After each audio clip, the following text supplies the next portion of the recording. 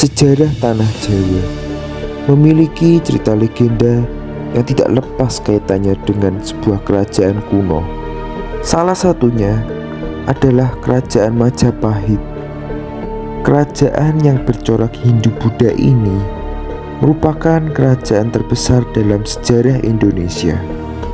Kekuasaannya meliputi Pulau Jawa, Kalimantan, Sumatera, Semenanjung Malaya, Sulawesi, Papua, dan bahkan Filipina.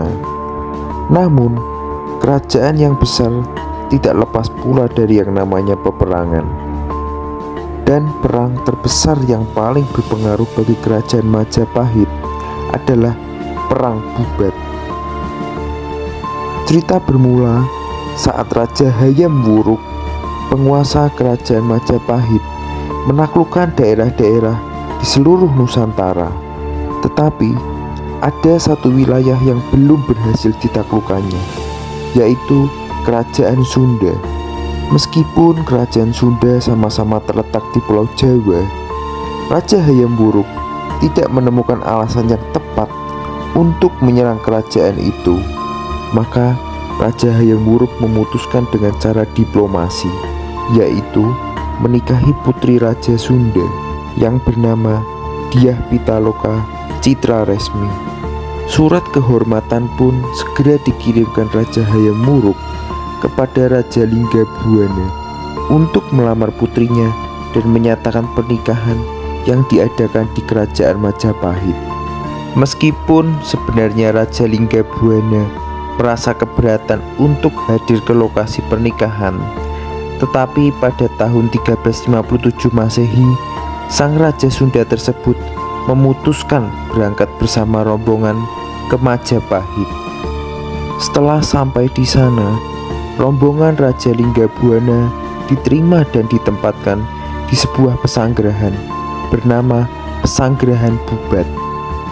Mahapatih Gajah Mada yang merupakan orang kepercayaan Raja Hayam Wuruk memanfaatkan situasi ini untuk memaksa putri Dyah Pitaloka menjadi persembahan pengakuan Kerajaan Sunda terhadap kekuasaan Kerajaan Majapahit. Hal ini dilakukan Gajah Mada karena dia berambisi dengan Sumpah Palapa yang diucapkannya. Sumpah Palapa adalah sebuah sumpah yang dibuat Gajah Mada untuk mempersatukan Nusantara. Jika sumpah ini berhasil dipenuhi, Gajah Mada akan berhenti berpuasa. Setelah rombongan Raja Sunda melihat sikap dan tuntutan Mahapatih Gajah Mada, mereka pun menjadi tersinggung. Raja Hayam Wuruk mencoba mencegah perselisihan, tetapi Mahapatih Gajah Mada telah terlanjur mengerahkan pasukannya ke Pesanggerahan Bubat untuk menantang Raja Linggabuana. Dengan kekuatan pasukan yang ada, Gajah Mada berusaha menyerbu rombongan penjaga Raja Sunda. Kemudian terjadilah perlawanan sengit antara pasukan Gajah Mada dan rombongan Raja Sunda. Meskipun pertarungan tidak seimbang, namun pasukan Kerajaan Sunda memberikan perlawanan yang hebat. Setelah matahari terbenam dan sangkakala ditiup sebagai tanda berhentinya perang, akhirnya pasukan Raja Sunda tumbang. Bahkan sang Raja Linggabuana ikut terbunuh. Hanya putri Dyah Pitaloka saja yang berhasil selamat. Tetapi sang putri justru memilih untuk mengakhiri hidupnya sendiri dengan menancapkan tusuk konde ke jantungnya. Setelah meninggalnya putri Dyah Pitaloka, Raja Hayam Wuruk sangat bersedih dan hanya mampu berdiam diri. Hubungan antara Raja Hayam Wuruk dan Mahapatih Gajah Mada pun menjadi renggang.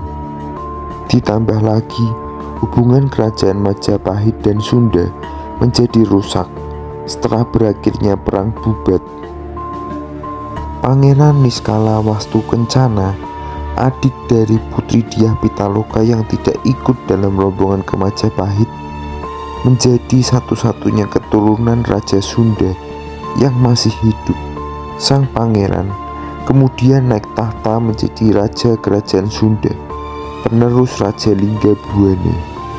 Kemudian Raja Niskalawastu Kencana memutuskan hubungan dengan kerajaan Majapahit, sekaligus melarang baik pria atau wanita untuk menikah dengan orang yang berasal dari kerajaan Majapahit. Dari cerita perang Bubat, kemudian muncullah sebuah kepercayaan bahwa orang yang berasal dari Sunda tidak boleh menikah dengan orang Jawa karena bisa menyebabkan rumah tangga yang tidak harmonis, bahkan hingga berujung perceraian. Tetapi soal kebenaran dari kepercayaan ini kembali kepada pribadi masing-masing orang. Boleh mempercayainya, boleh juga tidak. Demikianlah segelas cerita hari ini. Terima kasih kawan-kawan yang sudah menonton videoku. Semoga cerita hari ini bisa menginspirasi dan memperkaya khasanah pengetahuan kawan-kawanku semua. Sampai bertemu di cerita berikutnya.